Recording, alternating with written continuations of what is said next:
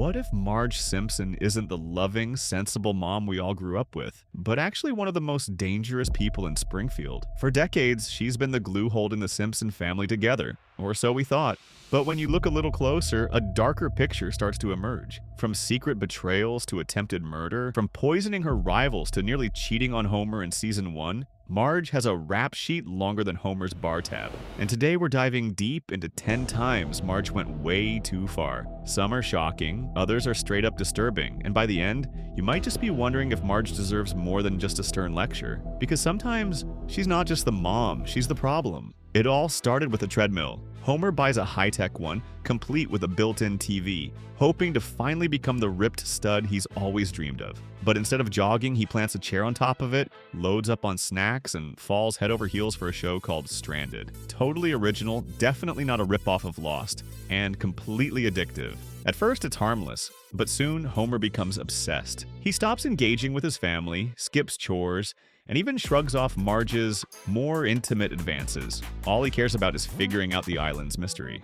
Marge, understandably frustrated, tries to reason with him, but Homer's too far gone. So what does Marge do? She spoils it, all of it. In front of Homer and his friends, she lays out every major plot twist, every reveal, every secret, every single answer. The island? It's 15 miles from Long Beach.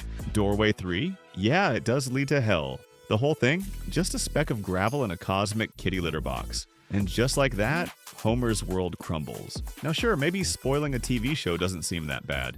But for Homer, it wasn't just a show, it was an escape. And Marge didn't just pull him back to reality, she lit it on fire, out of spite. He even tells her their marriage is in trouble, and the worst part? She only makes it up to him by throwing a sexy watch party for the finale. No apology, no accountability, just a costume and popcorn. But if you thought spoiling TV was the worst thing a Marge could do, wait until she ruins a wedding, manipulates a bride, and nearly commits a chilling crime of passion. When Otto decides to propose to his girlfriend Becky, he does it in true Otto fashion, stripping into a suit at the drive-thru while a bus full of kids watches. It's chaotic, weirdly romantic, and somehow it works. The Simpsons even agree to host the wedding in their backyard, because of course they do. But things take a sharp turn. Marge learns Becky isn't a fan of heavy metal, Otto's one true love. So Marge, full of helpful advice, tells Becky to try gentle nagging. Solid relationship wisdom right there. When Becky unplugs the wedding band mid-ceremony, Otto chooses rock music over romance and drives away with the band, leaving Becky crying at the altar. And whose house is she stranded at? Marge's. Now Becky starts bonding with the family, teaching Bart karate, painting Lisa's portrait, and casually showing Marge how to cook with Rosemary. Sounds innocent, right? Not to Marge. She spirals. Everyone likes Becky more. Her cooking, better. Her parenting, cooler. Even her sock folding technique is apparently elite. So Marge snaps. Convinced Becky's trying to steal her family, she imagines hairdryers as guns, thinks her brakes have been cut, and finally ends up smashing an ice cream cone into a shard of glass to use as a weapon. Yes, an actual weapon. She storms into a restaurant ready to take Becky out. With a dessert, the cops arrest Marge before she goes full psycho. In court, she insists she's not insane.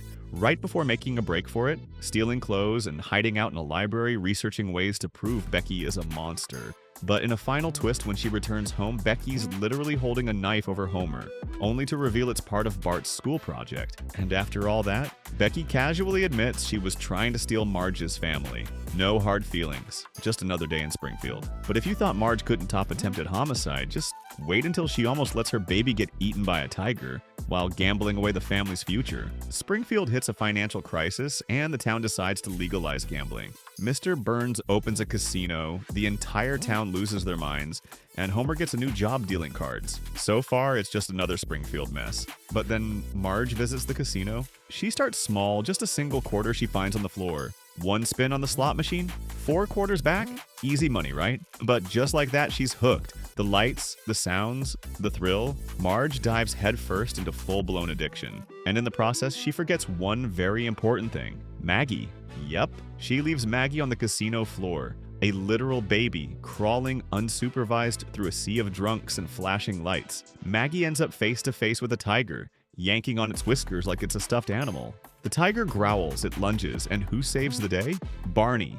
Barney Gumble, the town drunk, becomes the responsible adult in the room.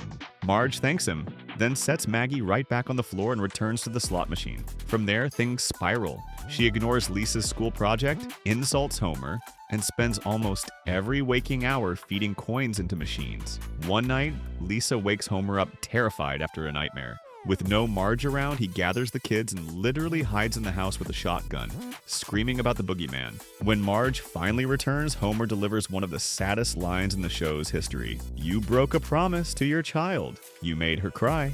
Marge admits she has a problem and swears she'll stop. They walk out arm in arm, cue the sunset. Except she doesn't stop. The very next day, she's back at it, once again breaking her promise to Lisa like it meant nothing. No apology, no ownership, and certainly no Mother of the Year trophy. But believe it or not, that wasn't the lowest she'd go, because next, Marge turns on her own husband and gets him arrested by the FBI. Homer just wants to watch a movie, that's it. But his day goes completely off the rails. Spoilers everywhere, overpriced tickets, noisy audience, and someone brought a baby to the theater. After getting kicked out, he snaps. If Hollywood won't give him peace, he'll bring the movies to his own backyard. So he does what any totally rational Springfield resident would do.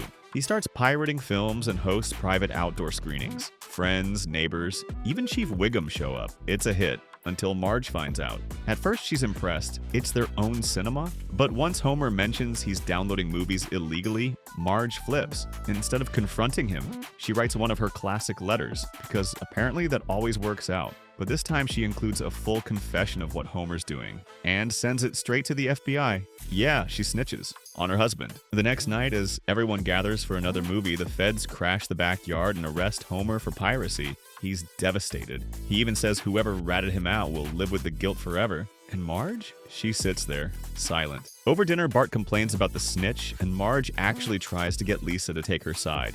But even Lisa, Little Miss Morals, doesn't agree. She thinks Homer didn't do anything that bad. That guilt starts creeping in, but not fast enough. Homer eventually escapes from the prison truck, and when he returns home, Bart and Lisa welcome him like a hero. Marge, still clinging to the rules, says he needs to turn himself back in, and only then does she admit she's the one who snitched. No apology. Just a cold, you broke the law attitude. This is the same woman who once put meat juice in Lisa's food after she became vegetarian. But pirating a Star Wars parody?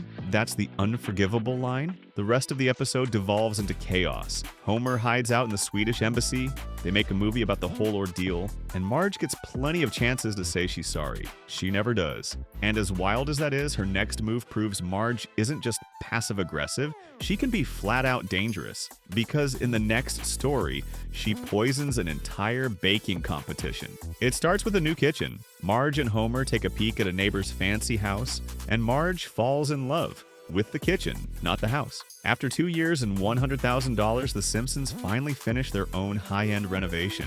Naturally, Marge's first instinct is to enter a town-wide baking competition. The prize? Becoming the face of Auntie Oven Fresh. Basically Springfield's version of a celebrity chef. She enters with a weird dessert hot dog combo and somehow gets accepted. But the bake-off is brutal. The other contestants mock her, sabotage her, and even burn her dish. And that's when Marge hits her limit. With Maggie's ear medicine in hand, she spikes the competition's dishes out of pure rage. It's not subtle, it's not smart, and it's definitely not legal. Lisa catches her in the act and is horrified. Her own mother, cheating, lying, and low-key poisoning people. But Marge doesn't back down. She actually tries to justify it, blaming the others for pushing her too far. Only 2 contestants make it to the final, Marge and Brandine Spuckler. And the only reason Brandine's dish survives? Marge thought it was garbage and didn't bother spiking it. In the final round, Lisa leaves her a heartfelt note asking her to stop. Guilt finally creeps in, and Marge confesses, sort of. She admits to cheating, loses the contest, and Brandine becomes the new face of Auntie Oven Fresh. Then she runs off with James Caan. So yes, Marge did the right thing, but only after trying to poison everyone first. But sabotage wasn't enough, because next, Marge goes full crusader, banning cartoons, leading angry mobs, and accidentally becoming Springfield's queen of censorship. It all kicks off when Maggie goes full psycho baby and smacks Homer over the head with a mallet. Then she tries to stab him with a pencil. Cute, right? Until Marge realizes what's influencing her: Springfield's favorite ultra-violent cartoon, Itchy and Scratchy. So what does she do? She bans the show. From her house, from her kids, from everyone. But she doesn't stop there. Marge writes a furious letter to the studio, demanding they tone it down. When they write back basically saying, "You can't stop us," she goes full PTA mom with a vengeance. She rallies the other concerned parents, including Helen Lovejoy, of course, and forms a protest group, SNUH, Springfieldians for Nonviolence, Understanding, and Helping. Catchy. Soon, Marge is leading marches, holding signs, and appearing on TV to demand change. The pressure works. The studio caves. Itchy and Scratchy becomes a wholesome, boring mess, full of lemonade stands and bedtime stories. Kids hate it. They ditch their TVs and gasp, go outside to play. Parks are packed. Families are reconnecting. Marge is thrilled. But then something happens that forces her to face the monster she's created. Michelangelo's David statue is coming to Springfield, and the same group that protested cartoon violence now wants it banned for being indecent. Suddenly, Marge sees the problem. You can't censor one kind of art and not the other. She realizes her mistake, steps back, and Itchy and Scratchy returns to its regular blood-soaked glory. Moral of the story? Marge learned her lesson, kind of, but she never really apologizes to the kids, or the town, or the animators whose careers she nearly ruined. And in typical Simpsons fashion, life just goes back to normal, because no one ever stays canceled in Springfield. But if you thought angry protests were peak Marge chaos, wait until she ends up in prison and actually enjoys it. This one starts with Marge doing her best to manage the chaos at home, but it's not going well. She's exhausted, overworked, and one chemical spill away from losing it. After a minor disaster involving Lisa's school costume and Bart messing with dangerous chemicals, she finally snaps and tells Bart to just go play outside. Sounds harmless, right? Wrong. Because someone sees Bart alone at the park, assumes neglect, and reports Marge. The police show up, arrest her for being an unfit mother, and she's sent straight to Springfield's women's prison.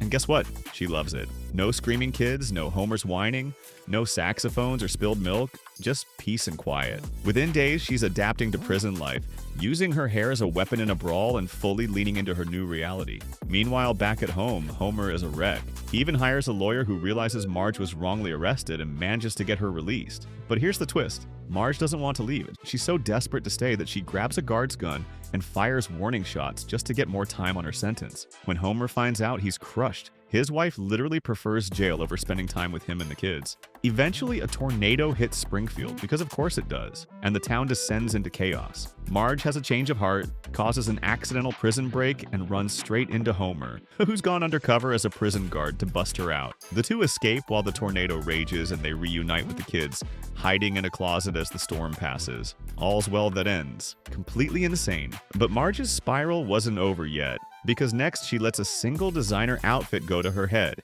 and nearly abandons her entire family in the process. This story begins innocently enough. The Simpsons are at the mall when Marge stumbles across a discounted Chanel suit. It's elegant, high class, and completely out of place in her usual world of housecoats and grocery store specials. Lisa convinces her to buy it, and suddenly Marge is turning heads. At the Quick E-Mart, she runs into an old friend, Evelyn Peters, who invites her to a snooty country club. Marge is nervous, but the Chanel suit gives her confidence. Soon she's playing croquet with Springfield's elite and getting compliments from people who usually wouldn't let her through the front gate. But here's where things start to shift. Marge becomes obsessed with fitting in. She starts tailoring the suit to make it look new every time. She criticizes her family, Homer's manners, Lisa's questions, even Maggie's behavior. At one point, she literally tells Lisa to stop talking, just so she won't embarrass her in front of her new friends. It all comes to a head when Marge destroys the suit while trying to alter it again.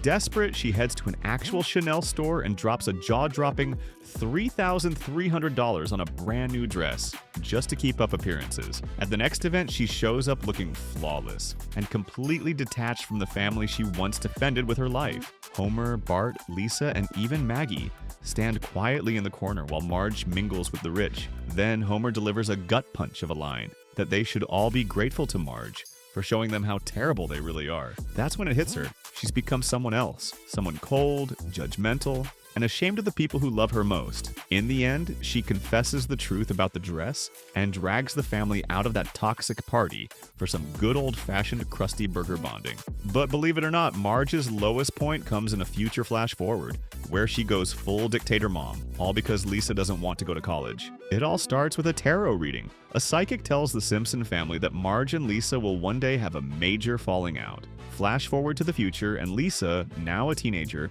has to decide on a college. But instead of being excited, she's spiraling. The dream doesn't feel right anymore. She wants to take a different path. So, like any loving mom would, Marge throws a college decision party. And right there in front of all their friends and neighbors, Lisa announces that she's not going to college. Instead of supporting her, Marge loses it. She rants, guilt trips, and even implies that raising Lisa was only worth it if she ended up with a diploma. It's a full-blown meltdown. Lisa gets a job helping underprivileged students, trying to make a real difference in the world. But Marge, she acts like her daughter just joined a cult. She refuses to accept Lisa's choice and completely dismisses her efforts. Not only does she not apologize, she doubles down, saying she can't accept Lisa's decision. Fast forward again, and Lisa rises through the ranks to become none other than the President of the United States. You'd think Marge would finally be proud, right? Nope.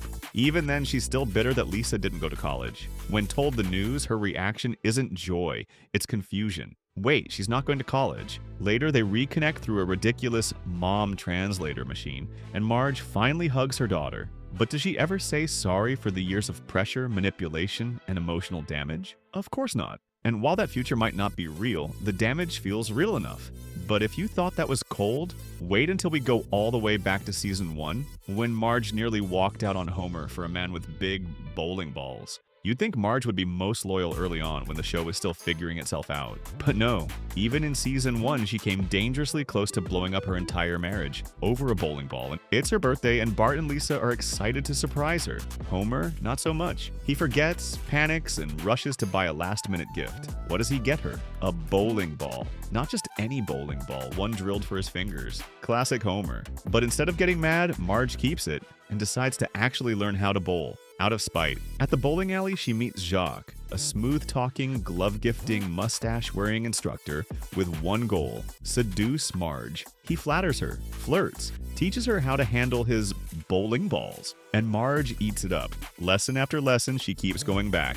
Not for bowling, but for the attention. They have brunch. He drives her home, he buys her personalized gear. He even invites her to his private apartment. And Marge? She considers it. She dresses up. She makes lunch for the kids like it might be the last time. And she heads toward the ultimate fork in the road. Literally. Luckily on the way, she sees happy couples around town and starts second-guessing everything. At the very last moment, she chooses Homer. But let's not sugarcoat this. She was this close to cheating. All over a bad birthday gift. Nah. Because at the end of the day, Marge isn't just the responsible one. She's flawed. She's reckless, and sometimes she's the villain in disguise. For years, we've seen Marge as the rock of the Simpsons, the glue that holds their dysfunctional chaos together. But after everything we've just covered, is that really the full picture? She's ruined weddings, poisoned her enemies, turned on her husband, nearly cheated, weaponized censorship, and even chose prison over parenting, all while hiding behind that calm voice and tall blue hair. Sure, she usually means well, but intent doesn't erase the damage. And let's be honest, if Homer did half of this stuff,